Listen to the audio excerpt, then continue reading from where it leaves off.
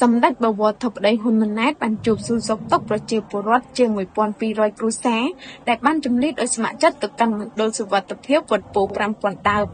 សម្ដេចបវរធិបតីហ៊ុនម៉ាណែតនាយករដ្ឋមន្ត្រីនៃកម្ពុជារសៀលថ្ងៃច័ន្ទទី 23 មិថុនា 2025 បានជួបសួរសុខទុក្ខនិងពិនិត្យស្ថានភាពរស់នៅបណ្ដោះអាសន្នរបស់បងប្អូនប្រជាពលរដ្ឋដែលបានជម្លៀសដោយស្ម័គ្រចិត្តមកកាន់មណ្ឌលសុវត្ថិភាពវត្តពោធិ៍ 5,000 ដើមចំនួន 1,282 គ្រួសារស្មើនឹង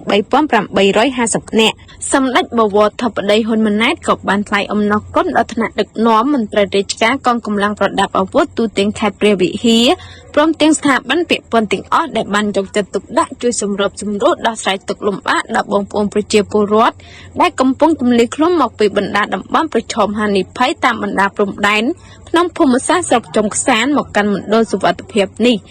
ជាស្មារតីទទួលខុសត្រូវនិងបង្ការជាមុនចំពោះសុវត្ថិភាពបងប្អូនប្រជាពលរដ្ឋសម្ដេចបវរធិបតីហ៊ុនម៉ាណែតបានបន្តថារាជរដ្ឋាភិបាលមានកាតព្វកិច្ចការពារផលប្រយោជន៍ជាតិប្រកាន់ជំហរការពារអធិបតេយ្យភាពជាតិដោយសន្តិភាពជ្រើសរើសយកច្បាប់អន្តរជាតិដោះស្រាយបញ្ហាព្រំដែនដោយសន្តិវិធីដោយនាំយកតំបន់ដែលកំពុងតានតឹងទាំង4ទៅតុលាការយុត្តិធម៌អន្តរជាតិ ICJ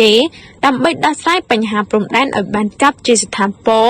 ជូនប្រជាពលរដ្ឋខ្មែរចំនួននេះនិងចំនួនក្រោយៗទៀត